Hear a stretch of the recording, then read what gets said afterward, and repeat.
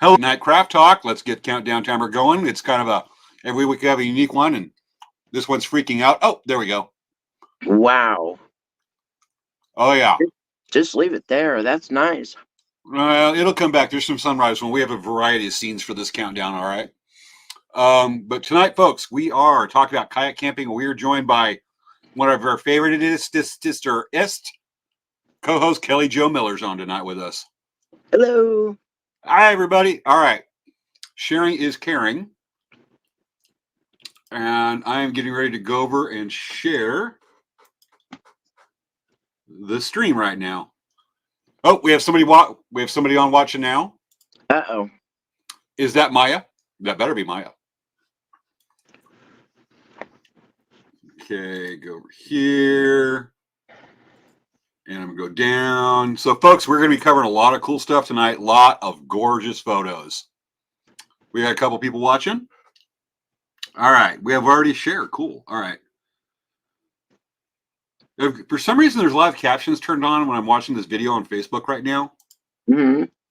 And it's like getting most of the words right. Yeah.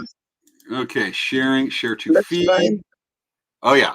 I love that sunrise. Yeah, that's phenomenal. Oh yeah, took that I think a couple of years ago. One of my long trips down the whole lower river. You couldn't even get that with computer graphics, I don't think. I don't think it would be as good.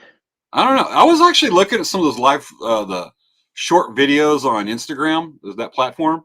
And there's this one, I forget what it's called right now, but it has some like freaky Halloween stuff that's mixed in with Christmas. And Yeah. some of that stuff's freaking.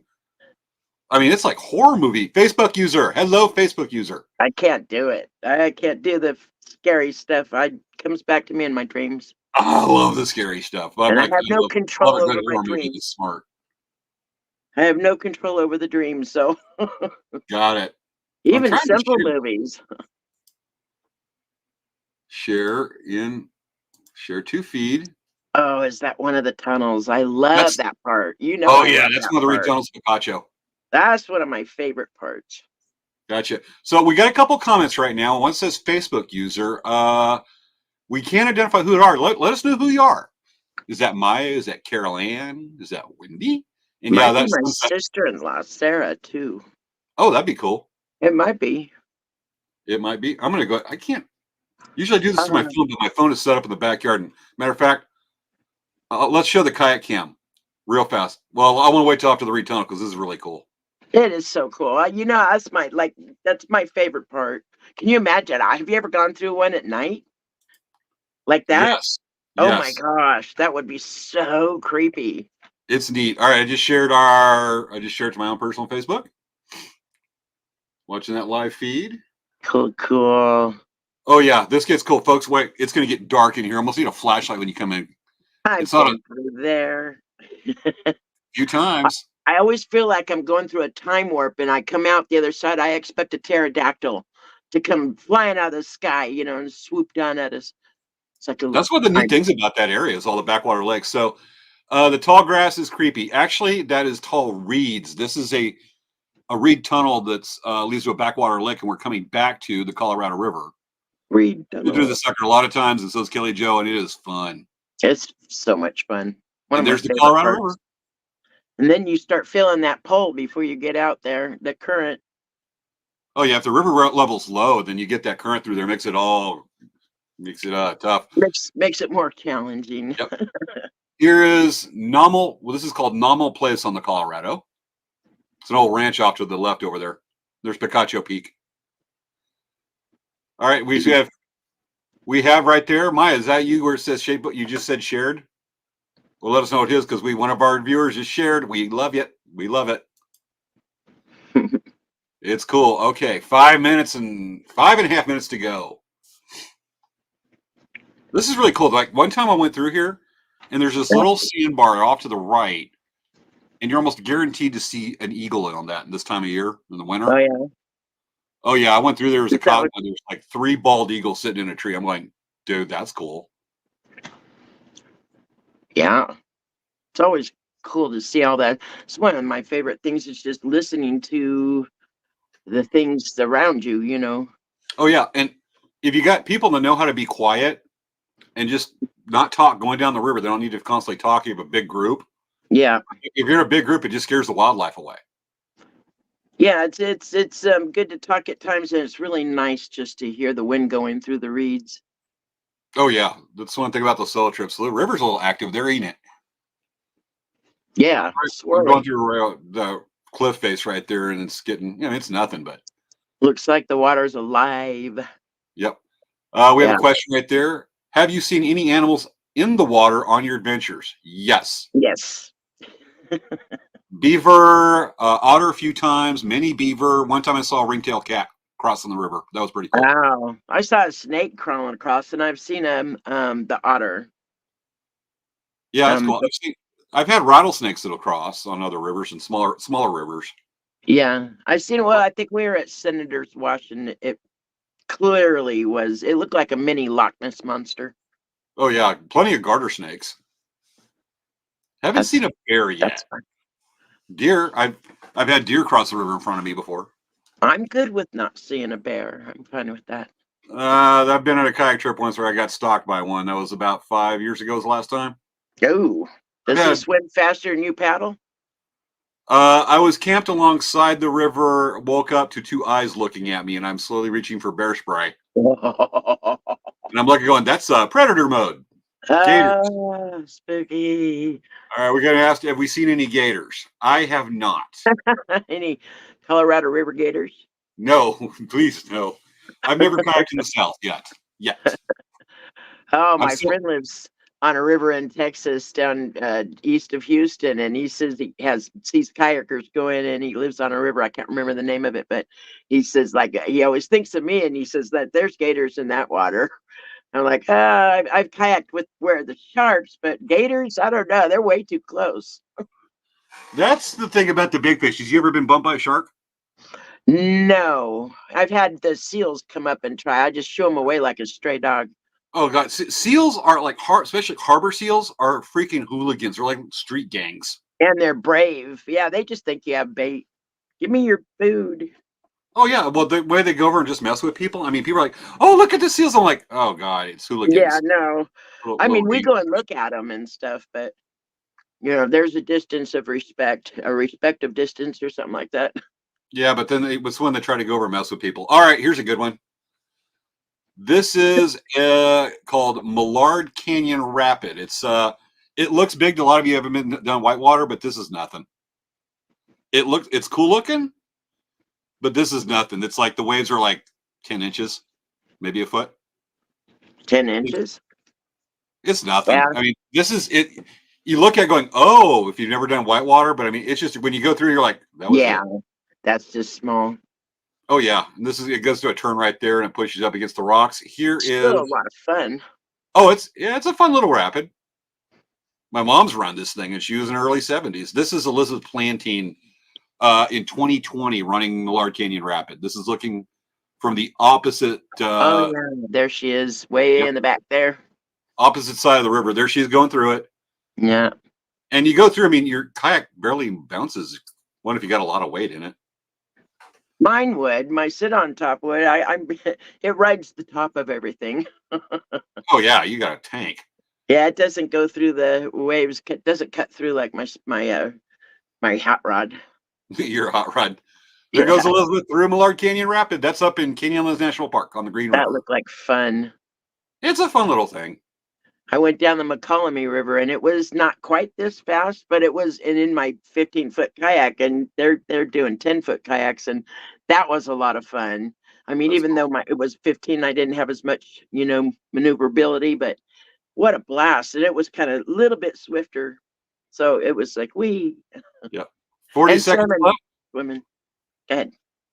Sorry about that. I'm just looking at that time lapse there. That is Lake Mojave. Where's that Lake Mead? I think that's Lake Mojave. Be hard to tell after a while. Huh? And I think that's sunset. If the lights are receding, it's definitely sunset. That would be Lake Mojave. Yep, Nice. Lake Mojave. All right, you ready for countdown? Here we go. Sure. 10, 9, 8, 7, 6, 5, 4, 3. 2, 1. Countdown time. Let's start the show. It's time for Late Night Craft Talk with hosts Savea Kamori-Yang and James Hermes. Let's get the fun started. It's time to start the show. Were you dancing? I hope you were dancing. I was just a minute ago, but I was jiggling everything. I was like bouncing around. Your desk looked like, well, I'm not going to shake my desk too much. There's too much stuff all over. See, like this? Yeah, it's like an earthquake. Got it. I could do it in my chair, but I need to get in the office chair. It might fall over and my feet would be sticking in the air. And it's like, that's embarrassing live on the internet. But great entertainment. Great entertainment. All right, we got a couple questions we got to say over here. We were from our conversation during the pre-show countdown. I will take seals over gators and sharks. Oh, yeah. Well, gators, yeah, I would too, probably. Yeah, I've had a shark encounter. I had something about 12, 14 feet long, which would probably be a great white off the coast of Southern California. Let's just say I imitated a religious figure running across the water. Yeah, I can picture that. Well, I lost my mojo going out in open ocean for a while, but I made myself do it. Okay. It is tough. I go out to La Jolla once in a while, and I go 2 miles to 2.5 from La Jolla shores, and I take it's a kid's hiking stick, but it has that spike at the bottom, for gripping, and I take that. Poke me with a paddle, I take that. Same here. All right, we got a hello. Hello, Kelly Jo from Wendy. Hi, Wendy. How are you? There we go. And hi, James. Yeah, hi, James. See, she said hi to me first. Got it. All right, let me get the intros done. Folks, welcome to Late Night Craft Talk. Tonight's subject is kayak camping. We are joined by Kelly Jo Miller, another expert, somebody very experienced expert level. And yeah, I'm just below that, just almost an expert. Very experienced. I give you $1, you'd be an expert. If I wasn't so lax following you, I let you spot all the sandbars up ahead. So I just get to follow along. Anyway. I have to put my work next time. Got it. All right. We have another hello, James and Kelly Jo.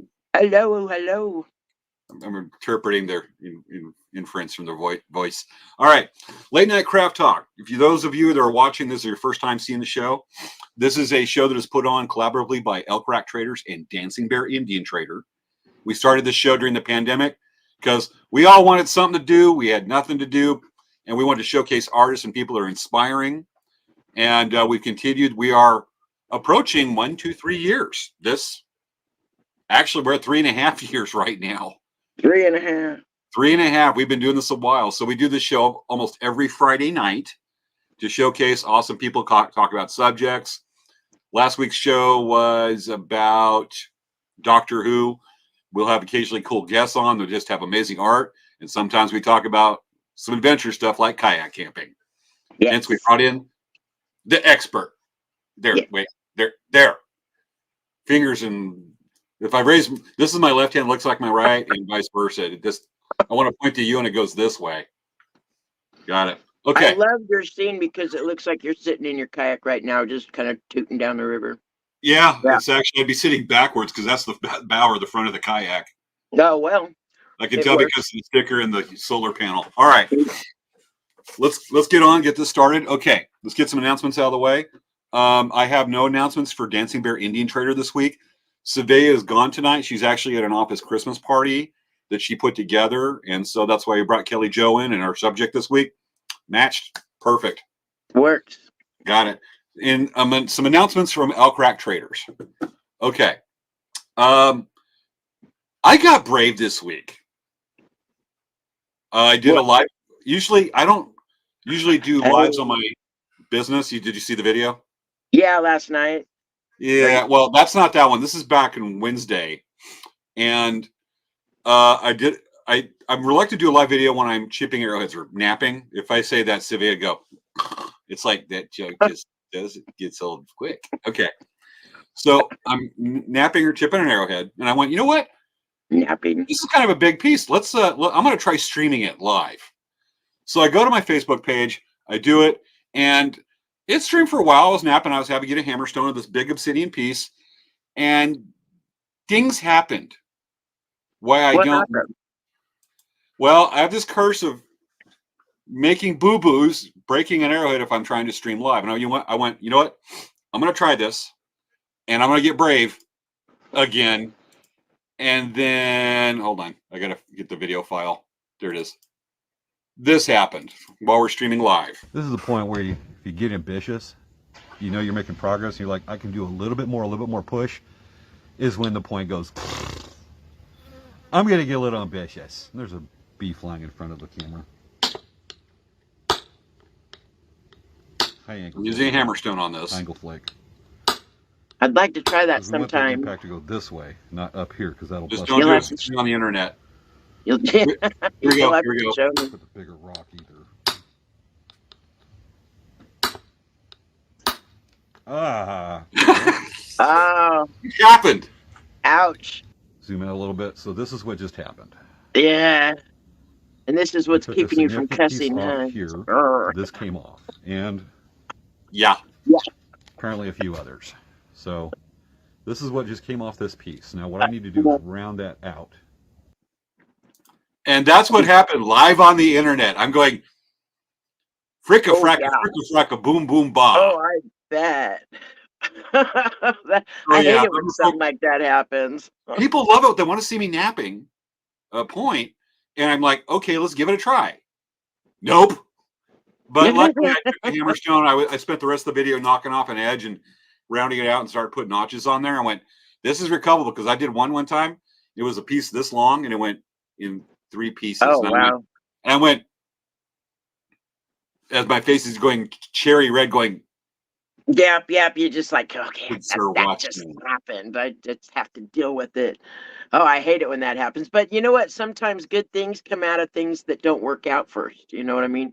That's what happens with me. Sometimes it makes a change that I don't want it to make, but sometimes it works out in the end, for whatever reason. Definitely. But that makes me wonder about if this happened for a reason. Maybe not in napping. Not in napping, but this is actually school. So this week is finals. I took my anthropology final yesterday. I'm taking my psychology final tomorrow. And my last essay is done. And this is one of those big ones. It's worth a big grade. And I'm having to do it on sexual dysphoria. And so I'm having to watch a lot of videos on this. I'm trying to match it up with OCD, anxiety disorders, really smart thinking stuff, which means James got to put on, well, James's smart hat's not, here we go. James has to put on his smart hat and go, I talk in complete sentences. And your smarty pants? And my smarty pants. Smarty smart pants? Smarty smart pants. The two together will make me probably get through it. But anyway, I'm having to watch these videos of on YouTube, this lecture series, to get to know it so I can very competently talk about gender. It's not sexual dysphoria. I think it's gender dysphoria. And I watched a bunch of videos from this person who's highly recommended, this psychologist that talks about it. But can you imagine watching 2 hours, 2.5 hours worth of lecture, and there's still some more I need to finish, of this person? 2.5 hours? And she has a heavy accent, which is fine. Thinks a lot while she's talking, but look at that face. I'm just going, she's talking about gender dysphoria. I'm looking at that going, I have video dysphoria right now. I'm uncomfortable. Yeah. Still, you're like, yeah, look at those eyes. It's like something. Yeah, there's like cat eyes. I wonder, Maya, if you're watching the show, is this the reaction you get when Sylvia and I give you the look? Please let us know. But I mean, I'm looking at that going, whoa, I'm having nightmares. I need a psychologist for my psychology class. Been traumatized by studying. You knew it would happen. Well, as I said, I'm turning around to listen to the video. Going, yeah. Yeah, just turn on a black screen. I'm going to behave. Do you have this on Audible? Kidding. we have a message from Maya. Lol, somewhat, yes. For the look. Maya, sorry, but not sorry, but sorry. Best I can describe it. All right.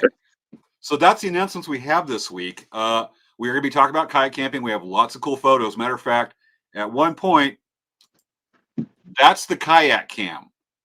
I'm going to be out there showing how to load that sucker. That is right now in my backyard with the lights going and everything. So kind of checking it out, make sure that none of my cats are hopping on the kayak or messing with those bags. So oh, that wouldn't make a pleasant trip next time, huh?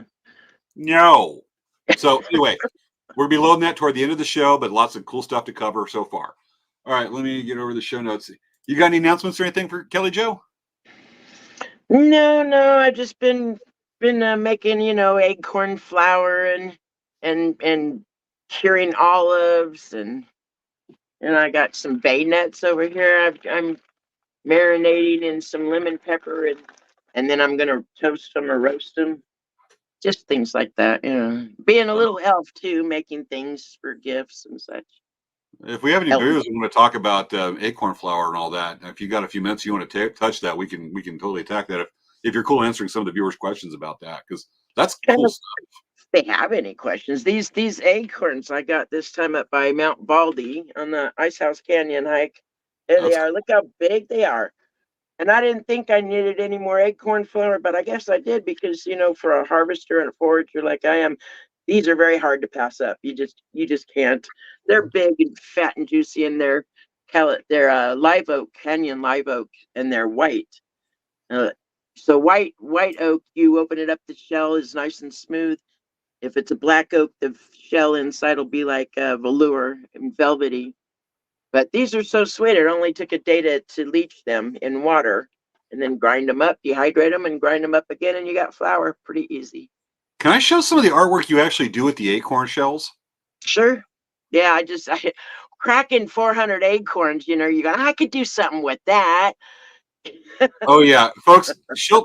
Kelly Jo will take the shells, or I think it's called shells for the acorns, and let me share that real quick. It's like making something out of nothing. And then I picked up the weeds and little flowers and stuff that are in them from my hikes. Yeah. Okay. Here's what Kelly Jo's making with some of these. Let me hide the little description here. That's an acorn shell. And what are we looking at right now? That's the billy buttons inside of it. Billy buttons stink, but they're real pretty and they have a good color. And I did them all without the backing. That was so dark that you couldn't see anything. So I had to kind of take my Dremel and carve out a few windows, sort of say, so the color can come through. Got it. Let's take a look at a couple others here. But what? Tell us about that one. That's mustard. And I've got some little bubbles in there that I just have a big bag full of these little blue bubble looking things, I'll put anything in there and just see what it looks like. Got it. And let's take a look at that. That's cool. I'm not sure. There's got some shells in that one too. I did some with some abalone shells, but I don't think you have those pictures. I don't know. Those look like mother of pearl on that one. I'll just go with that. Okay. Did you do some inlay on that one? That I wood burned, and that was the first one I played with, sort of say. And the easiest thing to do is a bird. I mean, birds are really easy. It's hard to mess up, too much. They kind of are, yeah. But wood burning on a curve like that is kind of hard. I don't know why I did that. We're gonna go over and take a few more. We're gonna take a look at a couple more. Oh, ain't that cool? Yeah, those were all in the mold. That's before I shaved off or carved off the back of them. They were too dark and you can't see really what's in them. I did a few with crayon shavings for the kids, so it's the primary colors, red, blue, and yellow. And just shaved some crayons with a knife and threw it in the resin. When I carved out the back, though, it's more like a window, so you can see through it better. Yeah. Back. Self-explanatory. Yeah. Oh yeah, that my sister-in-law has that one. Oh, that's cool. And then little crayon shavings. That's so much fun. They're just simple little crayon shavings. Got it. And then Getting them ready. Oh yeah, there's my little workbench for now. Temporary workbench. So let's go ahead and take that out. We do have a couple of questions right now. Some quick questions to answer from viewers. We like to pause and do that every so often. How many pounds does that kayak hold and still float? 420 pounds, including the peddler. It holds a lot of gear. My sit on top holds 550. Gotcha. Mine's my expedition boat. My kayak's only like 22 and a half inches wide. It is not I know. a wide boat. Faster. Okay, another comment right here. That sounds delicious, Kelly Joe.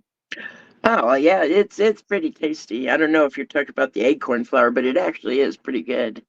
Yeah, it goes over well for Thanksgiving for the cheesecake, and that I use that as the crust. Oh, yeah. How cool is that? And then elderberry jam on top of it. Mmm. That's acorn awesome. crust with coconut oil, acorn crust with a little granulated monk fruit, so no sugar added. And then the pistachio sugar-free pudding with some cream cheese and make it into cream cheese, and then elderberry on top. That sounds really good. It's a treat.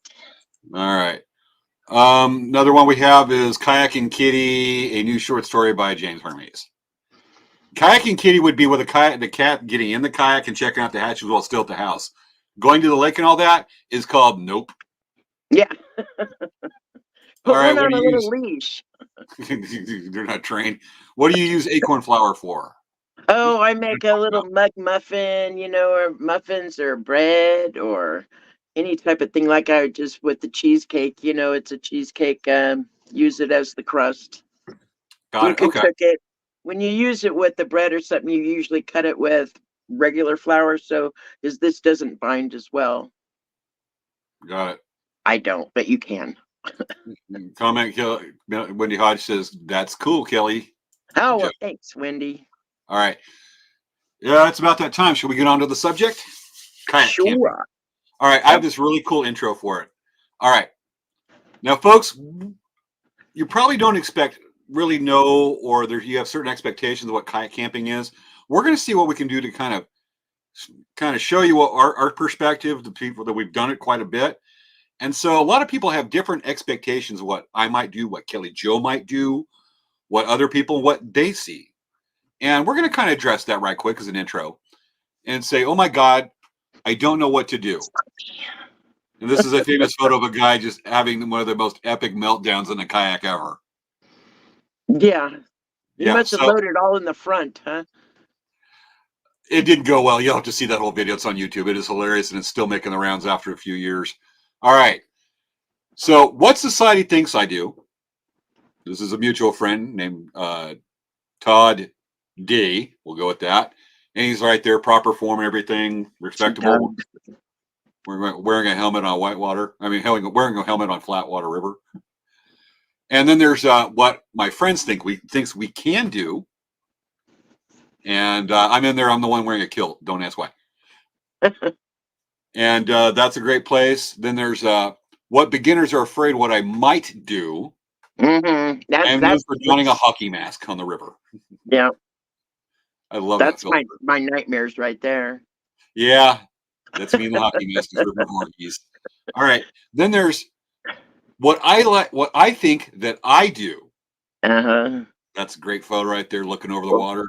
That's a reflecting photo. You're reflecting. Yeah. And then there's what I actually do. That's me. I don't do kayaking a few years. That's about 10 years ago. Is that you? All right. Oh, yeah, it is. That's me. And then there's what do you want to do? See, that's what I do now. Kelly Joe right there loading a Hoover Dam in the background, and she's looking at you going, what did I do that? And I'm looking at you like, what do you want to do?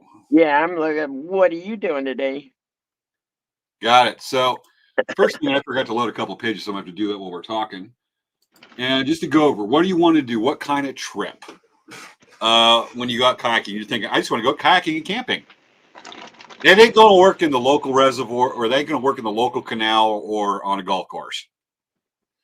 So you got to decide what kind of trip. And if you go kayak camping, we're just going to keep this at the layperson level, nothing super specialized like going to the Arctic or something. But you can do river, Make sure it's navigable. Make sure you can actually kayak on it. Not all rivers are declared navigable. That's the whole legal thing.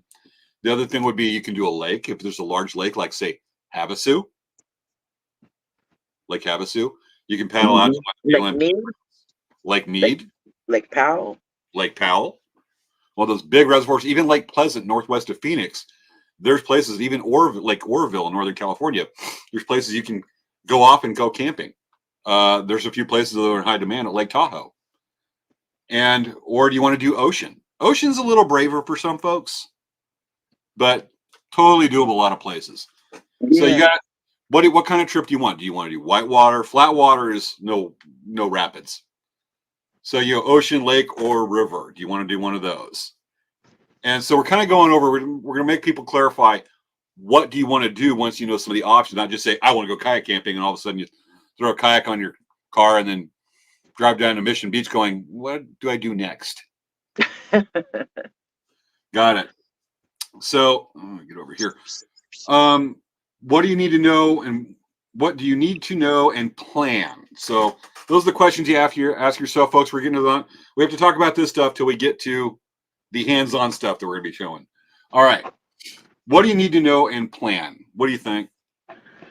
Well, you need to know where you're going, what you want to do when you get there, like you were saying with the river. So I like the Colorado River because there aren't any gators or sharks. Unless I have Mr. Sharky Face, the blow-up shark I take around. I call him the Colorado River Shark. Yeah, besides that. All right. So what do you want to do? And then you have to ask yourself, what do you need to know? Boating skills, like what kind of boating skills do you need to know? What kind of outdoor skills do you need to know? This could be super simple where you just kayak to a public campground. And there's places like in Havasu, you can kayak right to your hotel. And go. And below Havasu, where there's the boat-in campsites. So you pack all your stuff and just head down a couple miles or up a couple of miles from Parker Dam. Yeah, Satellite Cove. You're the one who showed me that place. Yeah. So much fun. The idea of carrying the ideal thing here is carrying your camping gear with you and not having like a pontoon boat follow you, which I've had to convince them. Hell of a time convincing them, no, I'm not having a whole kitchen crew and stuff follow me as I go over I've had the I've had the same question before right there at Satellite Cove. Where's your other boats? Were you dropped off or nope? So all that stuff came on your kayak? Yep. Yeah, people have a hard time believing that. So what kind of skills do you need? You need to know you need to learn how to operate a kayak, how to paddle it, get to know it. Oh, big time. And then the outdoor skills. We're not talking like, how to chop down a tree with a herring or something. I love that line. But we're talking like how to set up a tent. Stuff like that you can learn in 5 minutes. Mm-hmm. A little stuff like that, and like how to cook on a camp stove and not feel that you need a whole like huge kitchen setup. You can go ultra minimal and be totally confident with it. Basic skills, stuff like that. If you're not doing someplace crazy like the Congo, basic skills, and that's all you need to know. Then what type of water, because what you take with you depends on what type of water you're going on. If you're on a river, you might end up camping on a sandbar. If you're on a lake, you might go just, do you need extra tarps? What kind of ground is it? If it's whitewater, you can't take as much camping gear and you need a certain type of boat and it can't hold as much. Yeah, so that's boats. Yeah. So the type of trip you're taking depends. I mean, there's basics, food, camping stove, tent, sleeping bag, that kind of stuff you're going to have with you. But there's other things you might need extra depending on the environment you're in. Mm-hmm. Which brings us to the next thing is the types of boats. And we're going to get we got to get through this to get to the pretty picture. So what we have, and let's go over here, is we have kayak length and the types of kayaks. So the short one that's about 6 foot there furthest on the left is a whitewater kayak. I've got a couple of those. And then you have what's called recreational kayaks, which would be the one where it says city recreational right there toward the middle, the blue one. I call that tootling around in front of your easy up. Pretty much. Yeah. And the model you see right there is one of the ones you get like at a big box store that cost a few $100. Yeah. The one sitting in Walmart. Yeah. Those you learn they're super basic. They're really wide. They're super stable. And folks, you actually want a narrow kayak because they're efficient and actually safer because you can recover if the boat starts to tip. Those really wide ones, not so much. If you're going over, you're going over.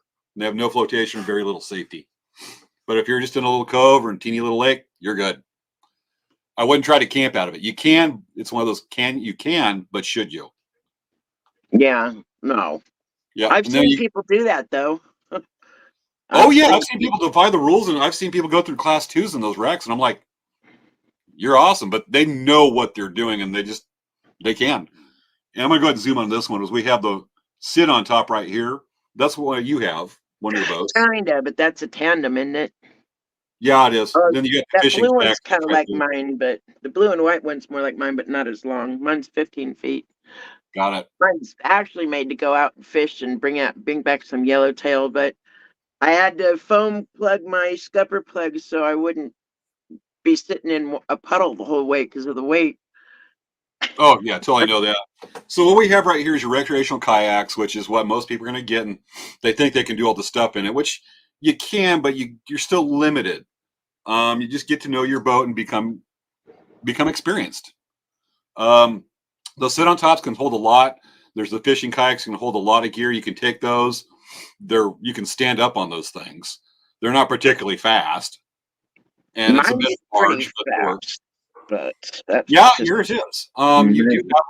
You do have hybrids and model designs that that jump between what's called the touring kayak, which is the red one, also says ocean kayak. That have that hybrid hold. We get real super technical, but most of your recreational kayaks are going to be like 13 feet to 10 feet, Yeah, and they work. They don't hold a whole lot of gear. They don't have to. mine holds a lot of gear, but mine's a little bit different than those. Yeah, I got pictures of that when we get to that part, and then we have the Yeah, sea kayak. So yeah, right there, sea kayak says 16 foot. Most of my sea kayaks, also known as touring kayaks, are between 16 and 17 and a half feet. also known as hot rods. Also known as hot rods, just Yeah, like let me go back over here. one Just right. like that big kayak Yeah, right there. yeah, that one right there. Yep. How many miles do you think you've gone on that? Easily over 5,000. That's what that's pretty good. That's a It's lot. time for another oil change. Well, on an average year, I kayak about 800 to 1,000 miles. That's awesome. There's some years like this year, not as much. Well, you've But been busy studying. dang you, school. But the yin the boomerang will come back around where I can go over and start knocking out miles again. All Yeah. right. So we do have a couple things right here. Carol Ann Blackwood. Hi, Carol Ann. Flat water for me, beginner here. That's cool, but kayaking flat water and getting on a kayak it's a gateway. Next thing we know, Carol Ann, you might be doing class 5 rapids and going down waterfalls. A week later. I've done waterfalls. Okay, we got a couple other comments here. I'm always in awe of how much y'all pack for your trip. Me too. Me too. I'm Yeah, like, me too. I pull up to a boat launch and I'm like, I gotta fit all that in my kayak. I know I have it, it's still wow. And the better you plan, the more prepared you are, the easier your trip is. Oh yeah, you've always got planners and then people that just go, let's just go do it, and whatever Yeah, happens, yeah. happens. For me, the better I prepare, the easier I have every little thing I need is right wherever. Yeah, I need a Q-tip. I know where it is, Yeah. Yeah. I'm a planner till I launch. After that, it's like whatever happens, happens. So I'm Oh like a yeah, me too. I know I have everything though. Once I've planned for each day, I know I have it all there. So when I use it is just by play it by ear. You sound a little more organized than I do. All right. Do you all travel with a group or solo? You bet. I'm mostly solo. I'll do Sure. week long, 5 week long trips solo. You're more with groups, right? Have you ever I'm done a more solo? with groups. Yeah. No, no. It just depends. Going with a group is safe. I will say that when I'm solo, I am a chicken. I am super cautious. I don't die. You're probably looking all around, especially when you get shot at. Yeah, I've been shot at in the kayak. That's another story. We'll save that That's for another another time. story, another trip. It's happened more than a few times. I've had fireworks shot at me. Okay, It's what was just your last pissing kayak people adventure? off everywhere. What was your favorite kayak adventure? Ooh, Black Canyon for me. For me, the first time I paddled the Colorado River and I was able to go from South Cove and actually by just out of the western mouth of the Grand Canyon. And I finally, after 5 years and having to stop at the Mexican border at what's called Morelos Dam, is making it all the way after helping several people do what's called a source to sea, where they launch from the headwaters of the river in Wyoming all the way down to the Sea of Cortez or Gulf Nice. of California. And I Uh-huh. watch them go on, and I've just never been able to stop because of work. And I've only been able to have so much time. And I stop at Morelos Dam that straddles the U.S. Mexico border. And I go, and it was my turn. And all these people I'd helped before on their source to sea went, dude, it's about time. This is your year. And I made it down and I made it to the mouth of the Colorado River, where I read about so much, seen pictures of people I've helped that made it down there. And it was finally my turn. Uh-huh. I got to see that mouth where it's at. That was my favorite trip. I bet. It was, Yeah. every trip's amazing. Everyone has its own things, but that's probably my favorite. It's a little spiritual, actually, isn't it? Yeah. It's a cross between that one or the one where I did my first, not where I had the stroke in 2022. And Uh-huh. like 2 months later, I'm hiking the Dollhouse in Canyonlands National Park. And I did that 2-week kayak trip just to defy the odds. Yeah, But of course. that action was my favorite. Probably my personal favorite that touched my heart the most was 2 months after that. Thanksgiving week, I did 90 miles, 1 week on the Colorado River solo. Nothing exotic, nothing I haven't done several times in the past, but I did it as a recent stroke victim, and that's when the sensory overload was really kicking up, and I didn't know what's going on. And during that time where I couldn't be in a room full of people, I couldn't be around loud noises. Yeah. I was solo, and I got to spend a week remembering what it's like and working toward being normal, not having that limitation. And that was probably, and the river gave it to me. I got to relive that and know what it's like for a week rather than hide from people. The river gave me the opportunity. That's my favorite trip. Yeah. That's good. Yeah. All right. We got a lot of questions. Thank you. Hi, Facebook user to hi, Carol Ann. Have you ever got caught off guard with bad weather? Yes. Wind. Yeah, me too. I hate wind. Yeah, that's our nemesis. Though A they can little be bit of wind, okay. A lot of bit of wind, no, I don't like it. And I Yeah. know too, I mean, behind you, and you're going, it's Whitecap. And that one time we had that 15-mile-an-hour headwind. And I know I think you were reading my mind, but you're going, ooh, oh, scary, ooh, Whitecaps, ooh, big deal. I'm like, okay, I'm not even going to think about the Whitecaps. And you don't remember, but I do. No, we'll have to talk about that. I know we got a trip coming up in a few weeks with you and I. All right, let's move on. So we talked about boat length and logistics and planning, gear, type of boat. We talked about type of boat, logistics and planning and travel. What do you want to do? One thing you want to think is planning the trip, length of the trip. Most people are just going to do an overnight or a couple of days, basically a weekend. That's what most people can do with their jobs. Sometimes you'll be able to get a job off and try do 4 or 5 days, maybe a week. The gear you take on a kayak trip, no matter if it's just one night or 2 nights over a weekend, or you do a week, your gear's going to be the same. You're not taking all this extra stuff because it's a week. The only thing you're taking extra of is water and food, and weather environment appropriate clothes. And you're going backpacking on the water is what it is. And your little buddy, Mr. Heater, little buddy. Yeah, you carry that propane here.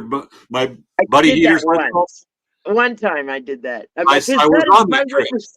You looked at me, you said, you're bringing a heater on your kayak? I mean, it's this big, it's not a little thing, and it's heavy. I brought 4 cans of fuel, and I'm like, as God is my witness, I will not be cold.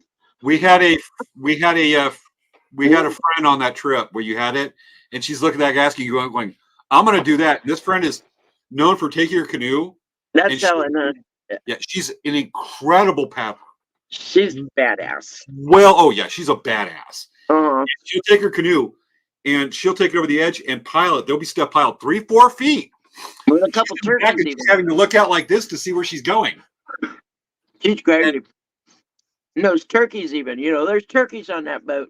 Oh yeah, and she's just amazing with the stuff she takes. But she's like, I think I could fit some heaters and a 10-gallon thing of propane on my boat too, and she could pull it off. I bet. Yep. I sat there for 4 hours watching it go down. Finally, I'm like, one eye open, trying to go to sleep, but I just couldn't not watch it. I mean, the tent's so small, but it takes 4 hours is what I found out to get rid of one of those tanks, and then I went to sleep. Got it. All right. Let's get back right here. So what type of length of trip? What kind of trip you're taking, whether it be whitewater and the length? Biggest thing limitation is your food and your time off. And if you're physically prepared, you don't have to be in super shape. You don't have to be Olympian to do these. Yeah. I once saw a lady do be part of a group. Oh, okay. Yeah. Kelly Joe. No. Of course. I once saw a lady on a 2-week trip who wore a colostomy bag. Wow. And that must have been uncomfortable for her. That's a lot of work. Oh yeah, she did it. She kept it clean, but she did the trip, and she knew her stuff. Awesome. That's awesome. Yeah. All right. So length of trip, I already said the gear. Now the biggest thing is you got to start figuring out logistics, getting there and getting back. I'm going to bring up something real quick. Let me go over to my Google. I forgot to look. You're really good at logistics. When I'm leading groups like 10 people that are coming from 3 different countries sometimes, or 30 Boy Scouts and Girl Scouts going down the river, I got to figure out these details. But a lot of it, there's certain questions you got to ask. Are they trained? Do that ahead of time. Then once you're going over, it's get them there and then get them home. And the rest of it is stuff you just call as you go along. Make sure everybody has a boat and life jackets.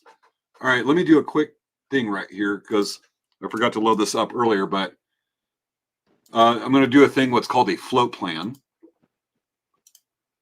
And bear with me, folks, here.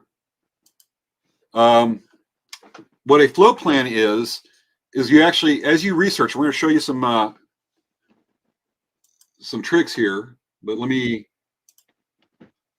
maps. Okay, I'm looking for one.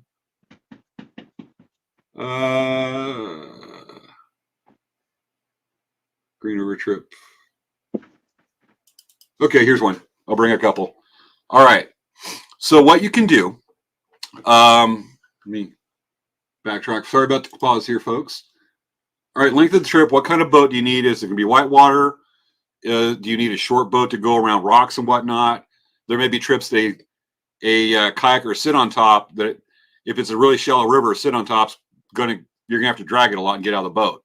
There's others that requires kind of long crossings into a reservoir. You want to see kayakers, expedition kayak, but the biggest thing is going to be shuttling, is getting there and getting back. If you're doing a river, what you can do, and actually, no, wait, I'll just describe it. If you're doing a river, you need to be able to go over there and then have your car at the end. You can have a friend drop you off and then pick you up a couple days later, a significant other, a family member that you very much bribed, or what Kelly Joe and I have done.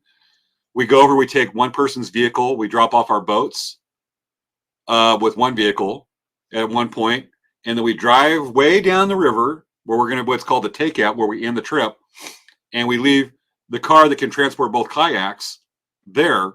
And I might drive over, drop off the kayaks, and then go over to the takeout point and say, Kelly Joe will meet me at the takeout point, and then we'll drive back up to where the kayaks are. And then we'll go down the river. One car is waiting for us. We take the car at the end, and then we take that vehicle, haul the kayaks back where we started, and go get the other vehicle. And do it again. Just do it again. Just go back up to Walter's Camp and do it again. Oh, yeah. So there's that way, or you can be, there's actually professional shuttle services. Mm-hmm. There are people that it's an expensive option, but very convenient. They'll come over, you give them your keys. they will shuttle your car down there for you. Usually costs you a couple $100 depending on the distance, the company. Or you can do what's called a ride share. You can, if there's an outfitter, they will pick you up, and if you have a group, they'll pick you up and bring you back up to your vehicles.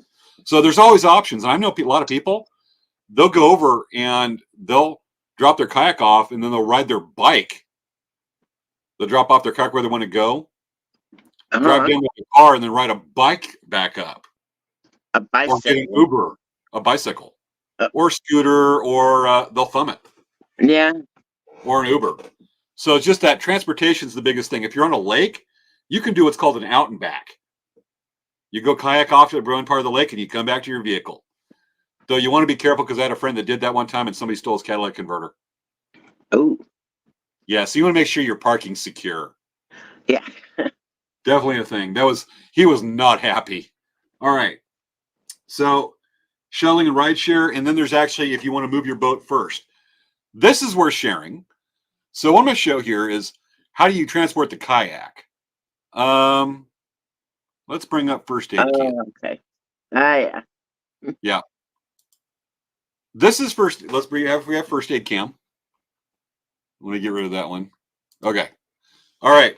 This is how we transport the kayaks. You can do it with a single car with the rack right there. You can see my kayak right there. That's actually just about 3 weeks ago, gassing up on the 4Runner. Or you can dogpile the boats like on that lower picture where I have my trailer and my truck. There's 5 kayaks. There's 3 kayaks on the rack of my truck, 2 in the bed. They're shorter whitewater kayaks. And then 8 kayaks on the trailer. Nice. And that's me getting ready to go down to San Diego last August. 13 kayaks. Huh? How can you tell where you were going on that? Oh, because of what's in there, huh? The shorter ones. Yeah, the shorter kayak. You've been on so many trips. I own 17 or 18 boats. Anyway, so I fitted on my truck as many as 15 kayaks. And they all have their own names. Yes, they do. White knuckle barracuda, Pranaconda, ruby red, gold member, slaughter apocalypse, sharktopus, minion, and there's several others. All right. There's always ways to do this, even if you have your fancy car. I've actually seen Mini Coopers hauling 20-foot surf skis. But here's how you can load them on there. You got what's called kayak saddles. You have safety lines right there in these photos. Uh-huh. And then occasionally, if you have a truck without a rack, you can get creative. Here's a car with 3 kayaks. These people know what they're doing. I love that one with the truck because you got that one sticking out. Before I got the racks on my truck, I got an 8-foot bed. I love the long bed. I'd have a kayak sticking 6 feet out the back, but I would put on a hitch extender. Yeah. And I'm not going very far, though. There was one time I drove to Northern California for a race, and I borrowed my aunt's truck at the time. This is 10 years ago. And I had a kayak sticking 8 feet out the back of a 6-foot bed. Oh, my gosh. Wow. With lots of red flags on it and tape. Surveyor's tape flapping around on it. So, matter of fact, local reservoir called Lake Cahuilla, I had a friend that would come out to meet me. He was a Harley mechanic. He had a short bed trucks, 6-foot bed, and he had a 20-foot tandem kayak that he just used by himself.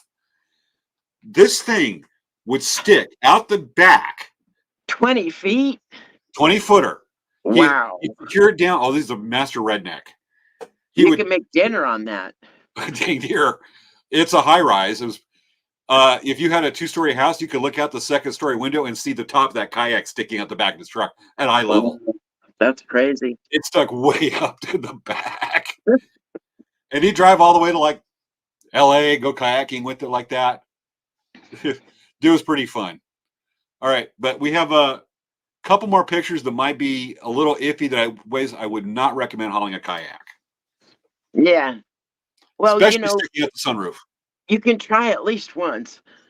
Yeah, the one in the roof, that would get sucked out.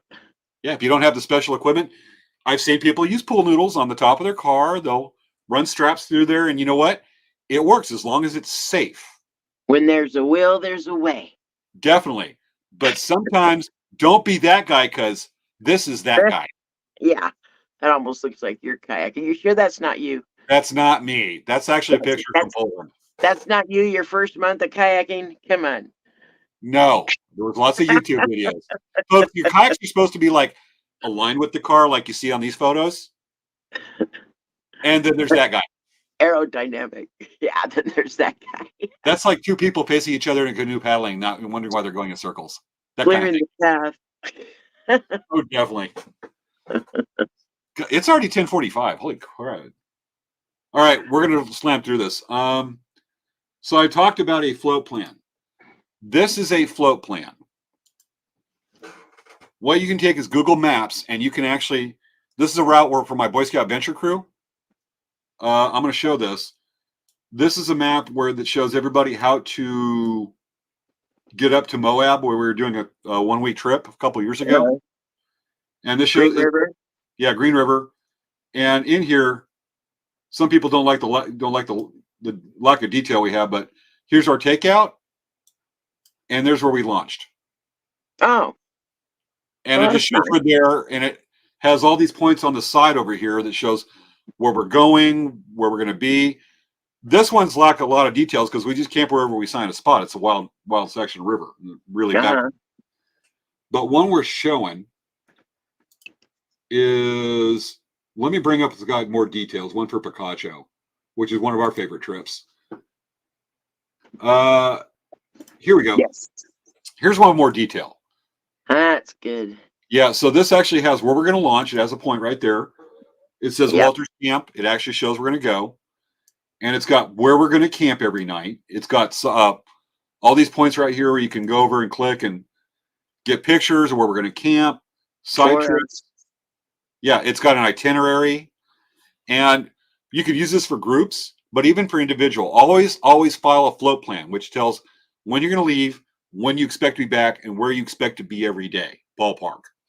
That way, if something goes wrong, an emergency contact you have back home will be able to contact search and rescue and say, hey, my buddy's missing if you don't check in by a certain date.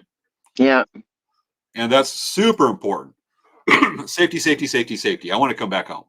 On that map, did you map out all those little reed tunnels on there too? I'm not giving it all away. Sorry.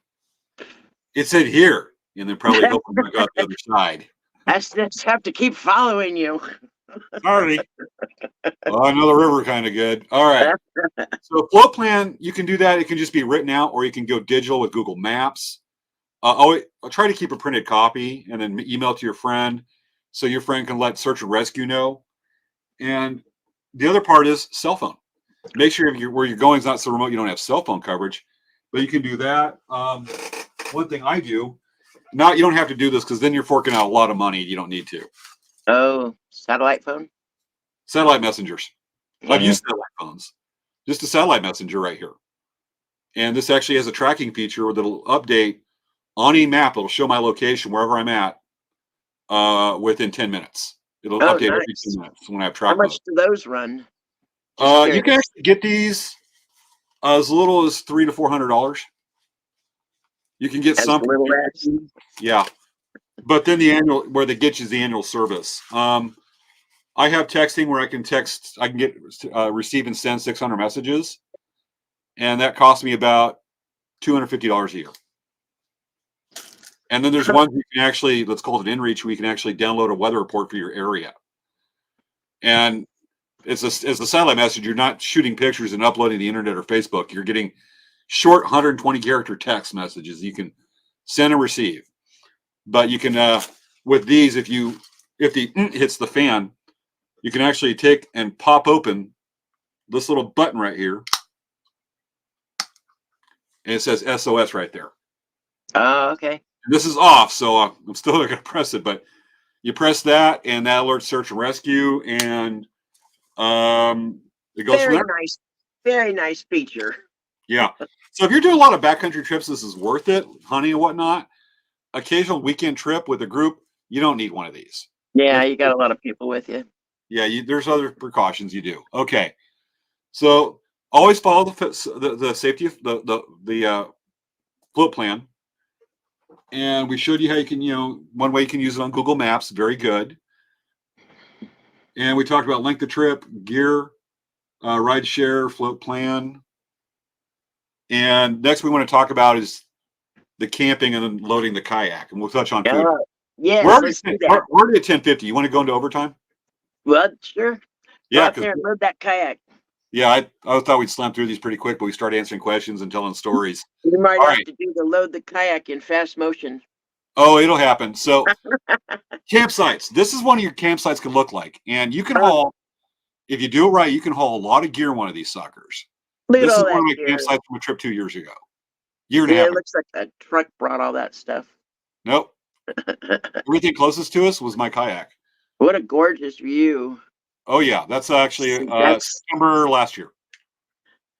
That's going to church right there. Yeah, and there's some of us where we're there, but we'll go back to that photo. Okay.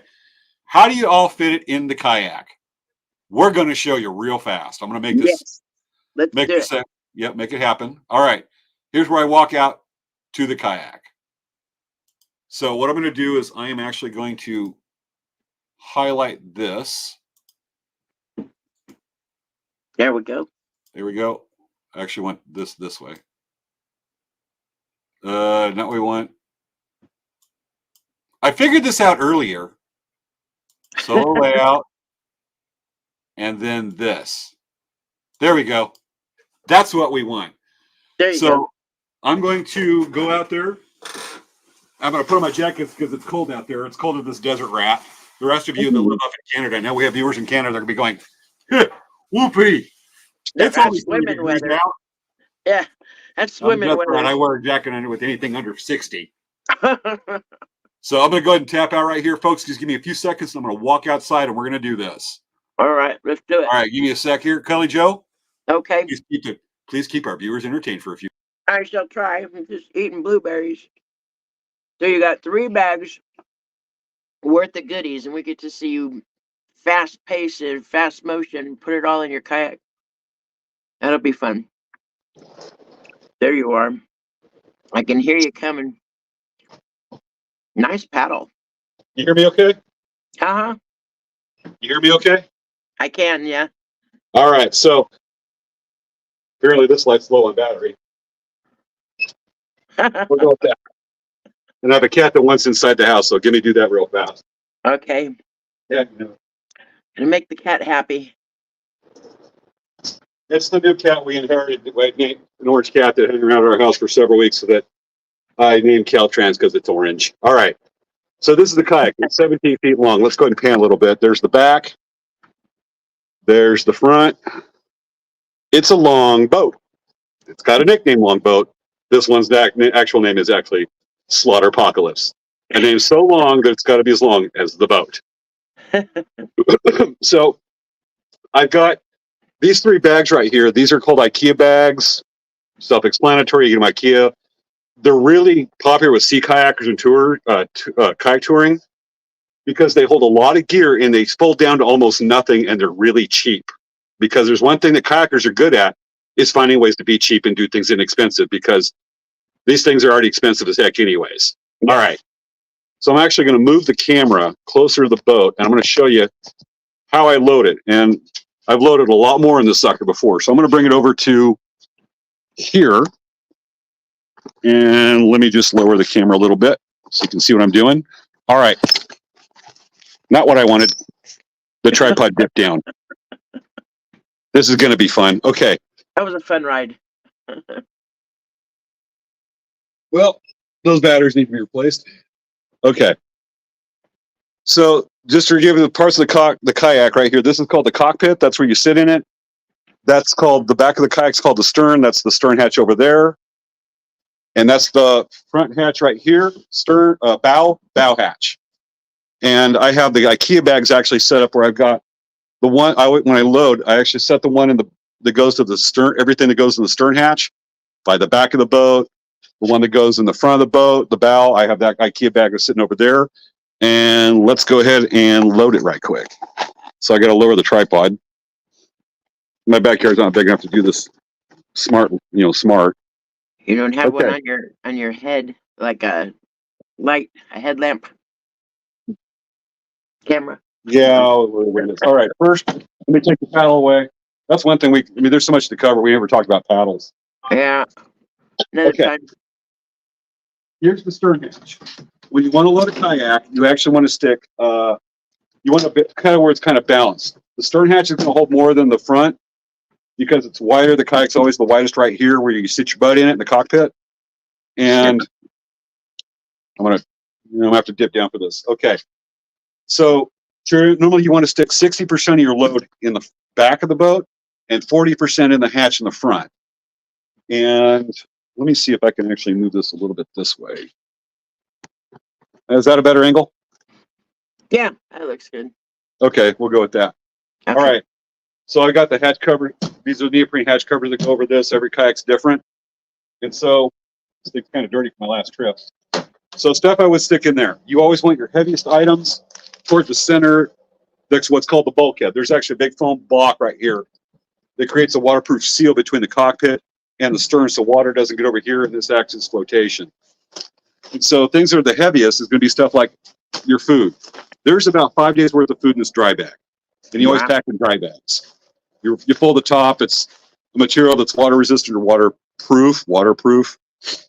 And this is going to have a lot of weight to it. So you stick that up where the kayak's the widest because that's where it's the most stable. You don't want a lot of weight in the front or the back because one side or the other, because that'll make the kayak stick up or lean too much this way and you'll know it. And it doesn't make it efficient. Yep. So there's the food. Tarp pole. This is a breakdown tarp pole. You don't always need to take this. It's actually considered a luxury item. Yeah. A super luxury item. But I usually stick that, shove it way in the back. I'll take my tent. Here's my backpacking tent. I'll shove it right here. That's pretty light. And this is actually a backpacking tarp. And these are super light items. So these can actually I can shove in the back of the boat. Yeah. Other things I'll shove back there, way in the back of the backpack is a repair kit and stuff I don't normally use. It's super light. I'll shove way in the back and I'll actually tie paracord to it. That way it doesn't get stuck in the back of the boat. Yeah, you can just pull it up. I've done that with water bottles. Just tied it all the way down and just threw them in the back, all the way down my kayak on the inside. Gotcha. As long as it's not a lot of weight. That's why I stick my water over here. Matter of fact, here's one of my waters. This is a water bag. You can use whatever. Some use like hiking bladders. Some will use Listerine bottles to hold their water. Just Aquafina bottles or smart water bottles. Camel pack ones is what I have, and I put it in a backpack behind me so I can. And this is 6 liters, which is about a gallon and a half of water, which means this actually weighs about 8 pounds per gallon. For our Canadian viewers, you know what that is in the weight. We're Americans; we use gallons. But 6 liters, so this is actually about 11 pounds of water. That's a lot of weight. I would actually stick this behind the seat of the kayak. You got a fair amount of room behind the seat right here. Closest to the center. There. Huh? Closest to the center. Closest to the center, where it's the most stable. The widest part of the boat's the most stable. So other things I might stick in the back that for lots of room. Tarp to put underneath my tent. Also to use in case of rain. It's a quick rain fly or rain shelter. I just like it on the ground so I can change on it into a wetsuit or something. So I'll actually stick that in the backpack of the boat. And then I'll show the tent and the backpacking tarp. Next, I put in extra stuff that I can just shove over there. Other things I'll pack on top of the tent and the backpacking tarp that shove in really easy I might want to get to are, y'all know what these are? What is it? Oh, wag bags. Oh, yeah, your thing. Yeah. So, folks, if you don't know what a wag bag is, there's a thing called leave no trace with camping. When you go out there and you're out in the middle of nowhere, you think, where do you poop? Leave no trace is might not be environmentally friendly to, I'm going to dip this up just a little bit. Environmentally friendly to, dig a hole, because there's some areas that you really don't want to do that because if it's super dry environment, like Desert Southwest, you poop in one of these. It's a bag that unfolds like that. And there's actually another bag that it's got a bag in the bag. Pops open like this. And there it is. And you open that up. Kayak hatch makes a good porta potty. Yeah. You go in this thing, and when you get done with your business, you have to do a squat or lean, or I'll actually land in one of my hatches and poop on the kayak. Yep. Shove it in there. Makes it good You roll for it up in potty. this. It seals up in this really tough Mylar bag, and then you haul it one of these. Yep. This is called a PVC groover, and you just shove it in there like that. And I'll shove that behind my seat, or I'll strap it to the top of the kayak. There you go. And this still has a little smell to it from the when I used it during Thanksgiving. Wow. It's amazing. It doesn't actually smell. No. The sealing lid on this, what's called a PVC groover or a poop tube. Climbers use these. Yeah. Yeah, but with the lid right there, but some wag bag sat in there for a few days, and when you take it off, you're going, oh, Stinky. I need to air this out for about a month. A month, 6 weeks. Throw some baking soda water in there. Yeah. Yeah, so wag bags back there. Or some people will, if they're in a canoe, they can take a portable commode. Or if you have a canoe in your group and you want to really drive somebody. I brought a small one. Gotcha. So other things to throw in there. This is my meal kit. This is called a trangium. It's my stove and nesting pots are in here. Shove it in there. It's a cutting board and whatnot. Spork. Extra paracord for safety. You haven't ran out of room yet. That's cool. What? And you haven't ran out of room yet. Okay. It's all fits in there super easy. Extra carabiners, hammer. You don't I call it mule there. stuff. See, I don't bring the extra stuff because my portable fireplace and grill. Oh, nice. Oh, I love that. The smallest grill in the world. Except for mine's smaller than yours. Just a little bit. Gotcha. Oh, I love this thing because we've used it, folks. This thing is so awesome. I'll make it quick. I'm going to clean all this up in the morning. That little thing floats out to this with the grill that sits on top. And we barbecue, and we're going to show a picture of this in just a couple of minutes. So that's loading the back of the kayak because I just loaded everything I need in the back for a basic trip. There's other things you can do extra, but let's look at the front real fast. Okay. There's the front of the boat. Okay, we got a good angle? Yes, we do. Yep. Okay, stuff I'll put in here. And everybody's different how they do this, but I'll tend to put like my clothes and my sleeping bag and pad in this front end. So I'll take these out. Let's put this paddle over here. I'll be totally cleaning stuff like tonight. Okay. Stuff that goes in here. These are all my clothes I would need for a trip. Yes, you're going to come out, you're camping in your kayak in the middle of nowhere. You're going to stink a little bit. And you can always wash off clothes.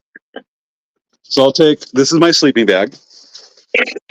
But the first thing I'll put in there is, where are you at? Here's my pillow. Little blow pillow. Love this thing. It's insulated. Yeah. Hold on. It makes I a gotta turn off the difference light. having a pillow or not. I end up stuffing a t-shirt full of the rest of my clothes and using that as a pillow. A lot of people do that. Yeah.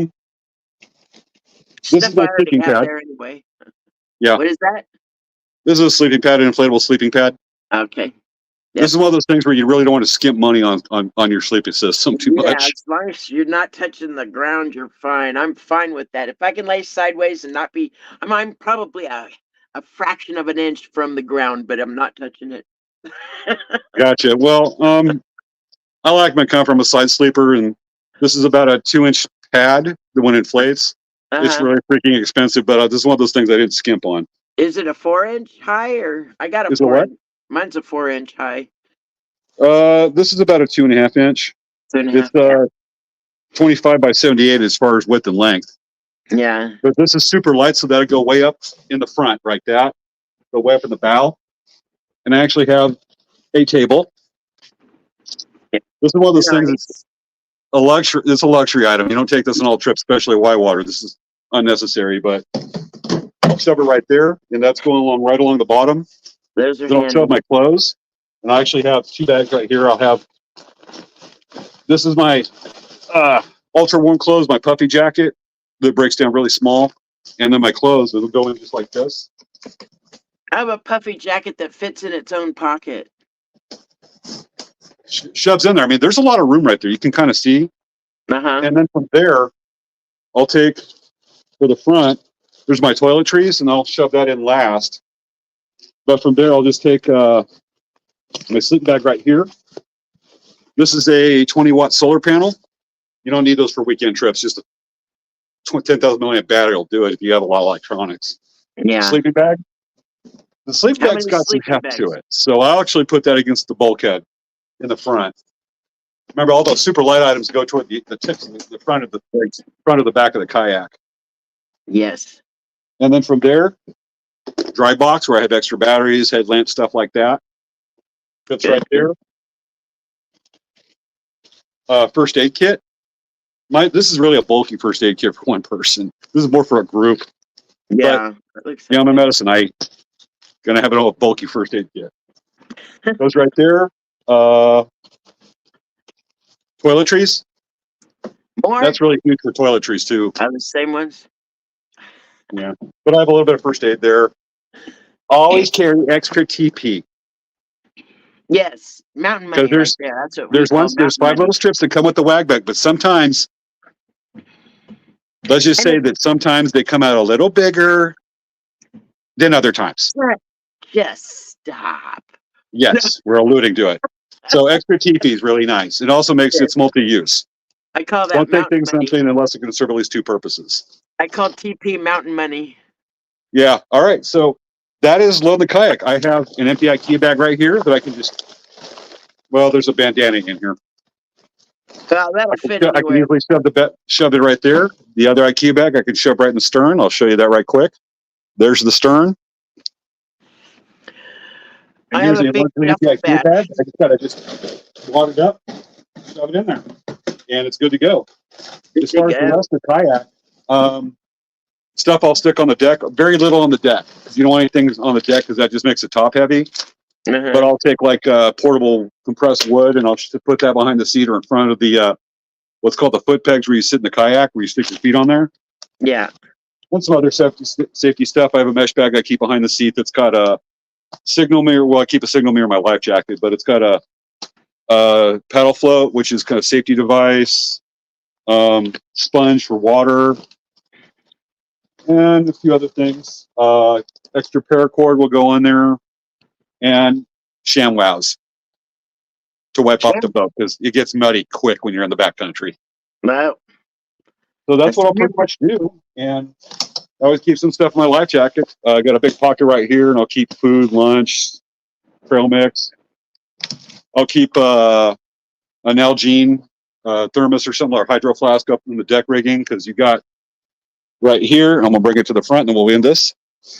You got the deck rigging, the shock cord. Yeah. Right here that you can tie off stuff to or put underneath. And that's what I'll do. And I'll have like an extra spare paddle strapped to the back. But that's how I load in the kayak. It's that simple. That was easy. Yeah.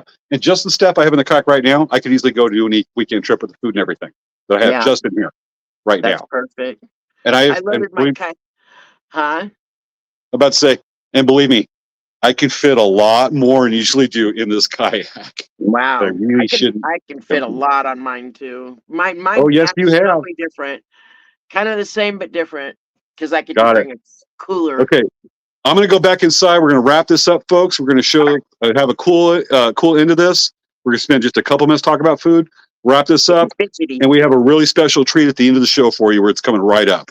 Because we're already 10 minutes into overtime, but thanks for sticking with us. So let me take care of that right quick. I'm going to go back inside and we'll get on the next part and show the cool end. Cool. Where'd the kayak go? Oh, it's down there. Okay. You can entertain Kelly Joe for the next 25 seconds. Okay, I'll try. Yeah, my kayak load's completely different because mine's a sit on top. So I have like a trunk storage area in the back, and I can bring a cooler. If it's only like a 3-day, couple nights, I can bring a cooler and just kind of like show off with my ribeye on my little grill. So let me get rid of kayak cam right quick.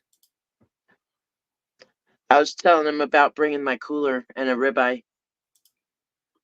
Oh yeah, we've done that. All right, let's touch on food real fast and knock this out because we'll touch on this because we're in overtime and people are going to want to know about that. All righty, let's do it. All right, folks. So this is going to shock you, but this is cool. Here we go. This is us cooking. I remember that. It was a surf and turf. This is 2021, and we're using what I called my little man grill, my little portable grill I showed it for kayak camping. This is it in action. We're cooking shrimp skewers and carne asada. And I look like an Oompa Loompa.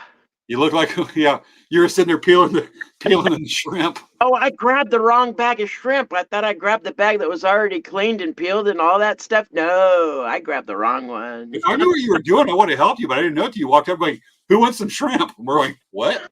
Yeah, Oh, you blew us away. that was delicious. Yeah, but that little grill right there, oh, that was amazing. Helen says, like, our friend who goes on this trip, who's been on the show before, Helen Howard, for long-time viewers, she was on to talk about Grand Canyon and rowing the Grand Canyon. And she's the person who takes a trash can and turns it into a Dutch oven and makes trash can turkey.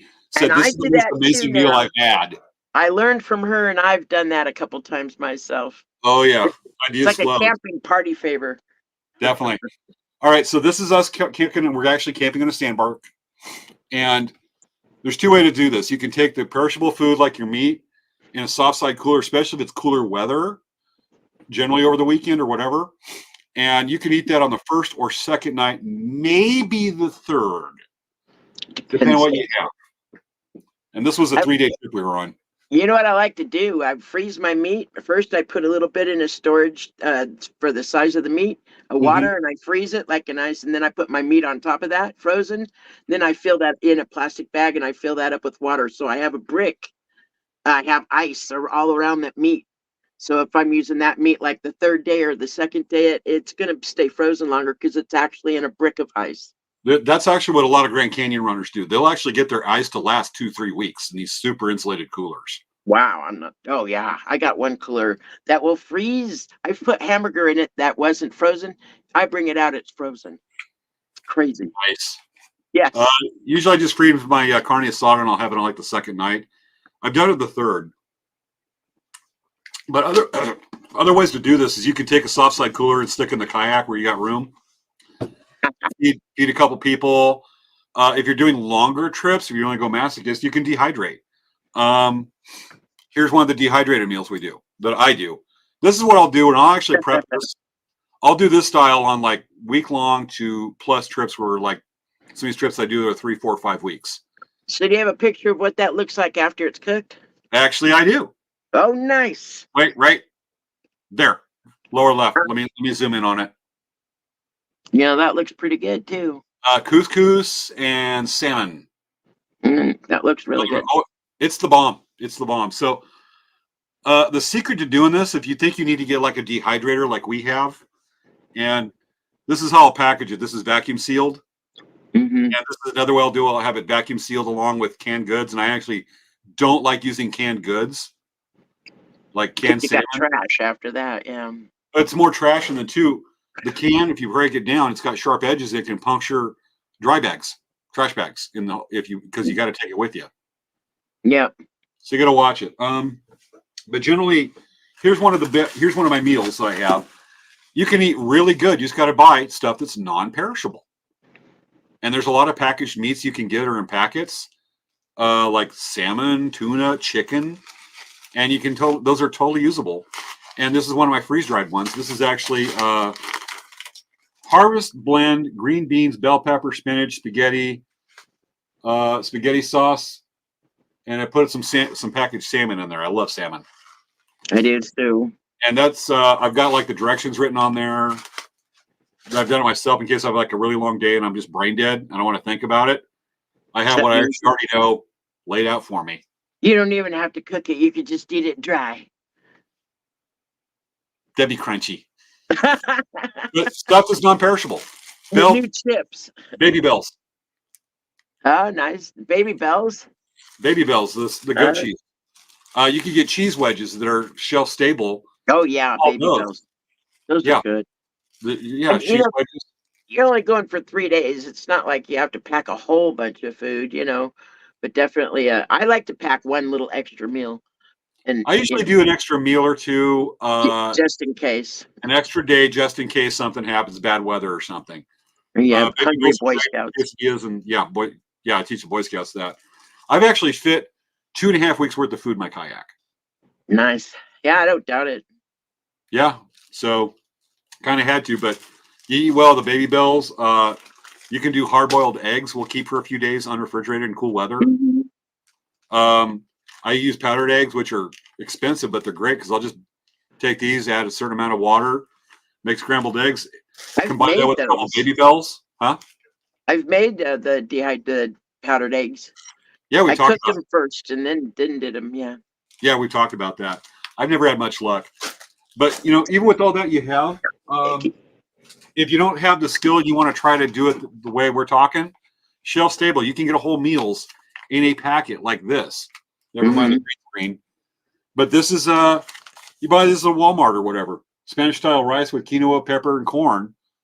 Take a packaged chicken that comes in a packet, kind of like this actually.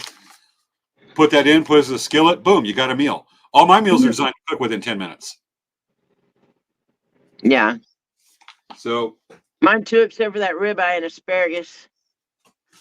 yeah, some people like Kelly Joe will go over and collect the local cat reeds and Oh, cattail. make cattail soup or something with it. You're totally living off the Absolutely. land. Tastes like corn. If Oh, I you're caught a amazing. fish on my way there, I'd stuff the fish with it. It's delicious. Yeah, you're amazing when you do that. The river coughs us up dinner, got an extra dinner that way. Oh yeah. Sometimes I'll do the canned stuff, but super rare. I love Trader Joe's. Is like Trader Joe's and Winco are like custom made for kayak camping to get the food. Occasionally I'll do this. It's really good, but it's canned. So rare when I do that. And that's what we got for food right there. Otherwise, for snacks, Twinkies, ding dongs. Peanut I always bring in M&Ms. love dark chocolate M&Ms. Yeah, the peanut. I like the peanut. Dark chocolate. I just like the dark chocolate. I want the peanuts.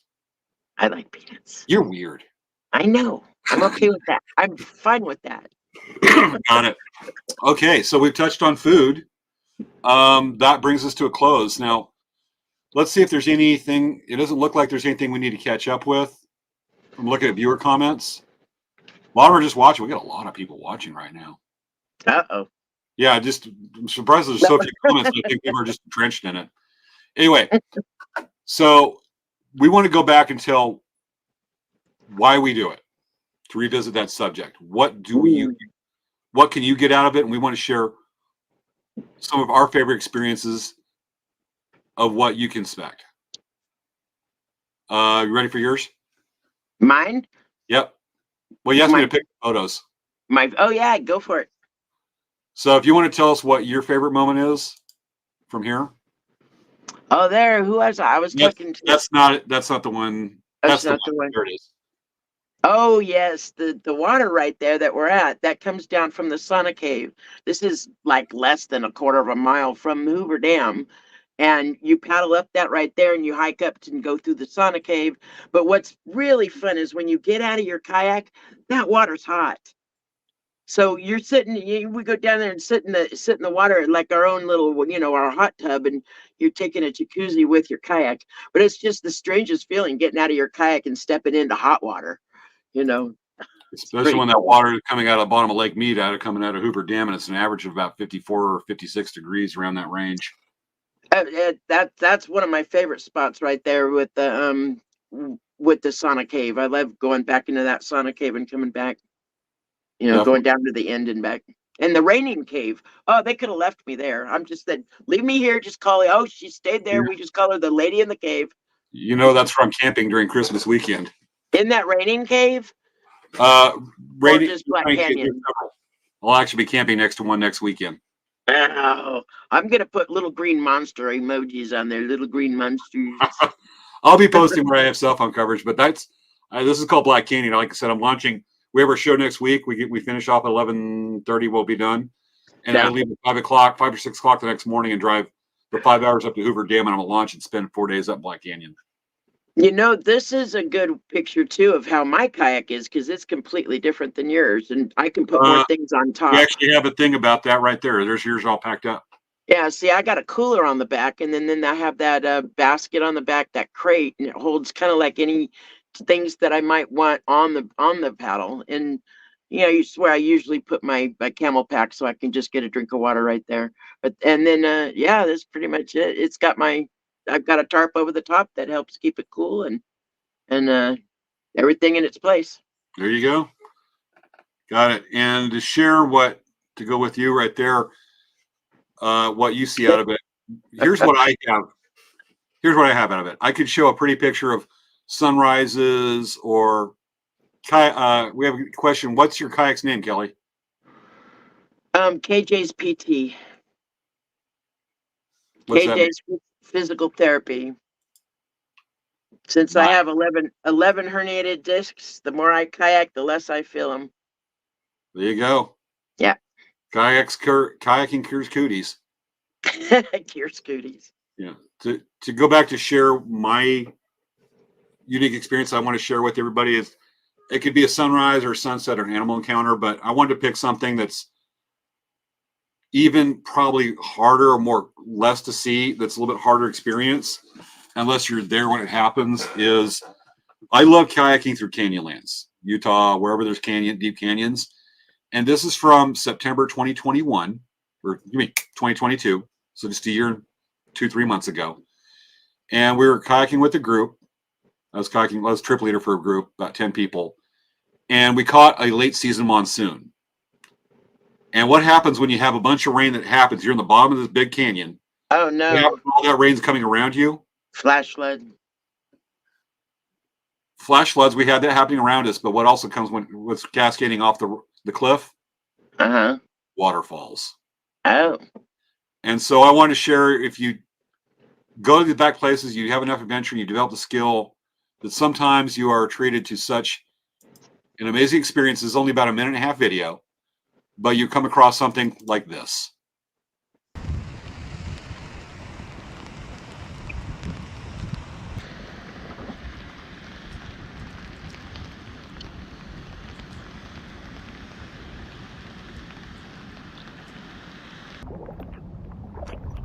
Oh, nice.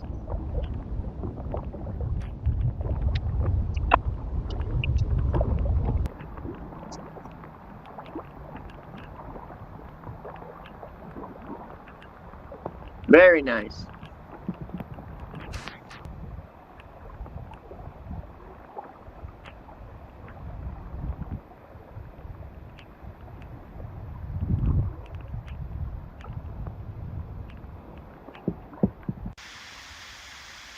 Mm.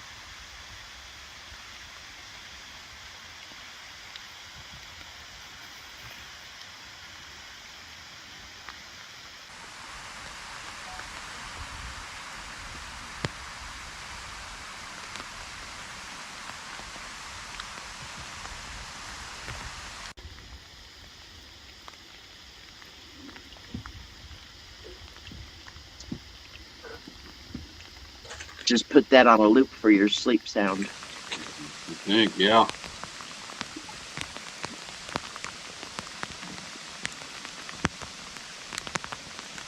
That in Utah? Canyonlands National Park. One of my favorite stomping grounds. And that is one of the unique experiences, if you get in the right place where a boat can take you. At the time it comes together, I was pretty wet. It rained a lot that day. You can see such amazing beauty experiences with the kayak. Yeah. I'm eating banana chips. I dehydrated those and put for the show, and I'm looking at them going, those look good.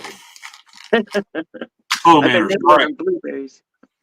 Folks, that has been where we touched a lot of subjects. This is the longest we've gone over in quite a while on the show, but it's been a lot of fun. We gave you an introduction and things to look for, consider, and that you can experience too, kayak camping. Yep. Kelly Jo, you are so awesome to have on the show tonight. Oh, well, thanks for inviting me. This is like one of my favorite subjects.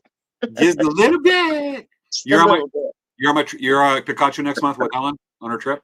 Yes, and I'm gonna try. I got an electric blanket, but the battery heater. I gotta try it. I gotta try. Got it.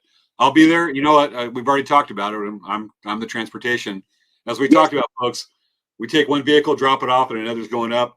And I'm transporting several people from where it's a place called Fisher's Landing in Arizona back up to a place where he launched from 3 days, 4 days earlier, 3 days earlier. So much fun. So it's a lot of work, and I want to stop at Desert Hot Springs Spa Resort on my way home. But it's so worth it. It is so worth it. Oh, And yeah. even when we get down there, I'm ready to just drop us back up at Walter's Camp. Let's do it again. Because after you're packing and you're unpacking, you get so used to putting it in and out. I mean, I was always like, oh, got to put up my tent every day and take it down every day and pack my kayak every day. But you get so used to it that I was just Actually, ready. yeah, here's a time lapse. I was ready to do it another 2 days. Every time we get to Fisher's Landing, I'm ready to let's do it again. Yeah. But Let's if go you back just up get, the slide. but packing and unpacking that kayak every I love day that. can get a I little love old. that part. Yeah, there's a time lapse right there. It takes a while. It takes about half an hour to load that boat, sometimes more. Yeah, But very nice. yeah. So, folks, next week's show is our show. We're live. Savannah and I will both be back live. We'll be together. We'll miss you, Kelly Joe. But next week is, and let's introduce it. Next week's our Christmas special. Nice. We've already gone out filming different locations, Christmas lights, talking to people, getting some Christmas caroling going. We've been planning this for the last 2.5 weeks, working on it. So 1 week from tonight is our Christmas special. It is a not to miss show. I said that right? I think so. Yep, not to miss. So that's what we got going on. Otherwise, this has been this week's episode of Late Night Craft Talk. Y'all, we got a few messages right here from folks. Let's go look at that. Beautiful surprises. Thank you so much for an awesome show. Thanks, Kelly Joe, for being a great co-host. Oh, thank you. Yep. It was fun. And Wendy Hodge says, thanks, y'all. Carol Ann says, thank you for the show, you two. I hope you touch on this subject again. Part 2? Yeah, sure. We'll look at a part 2. Got enough stories for part 2. Trip report. Yes. Trip there we go. report. We'll have some new photos. We'll have some new photos. We'll do trip report on that one. That would be cool. Yes. Yes, we got a part 2. We have a few part 2s we're going to be planning. This is another one we're going to follow up on that we've already got from the last couple months worth of shows. We've got some part 2s coming up. Okay. And our last message, looking forward to next week's show. Come back, Kelly Joe. All right, I will. Somebody's a poet, don't even know it. Yeah. All right, let me get the video. Okay. I got to get the closing video go. I can only load so many at a time with StreamYard. All right, folks. This has been this week's episode of Late Night Craft Talk. We're actually off right now. Thanks for watching. And thank you, Kelly Joe. Got it. Let's dance.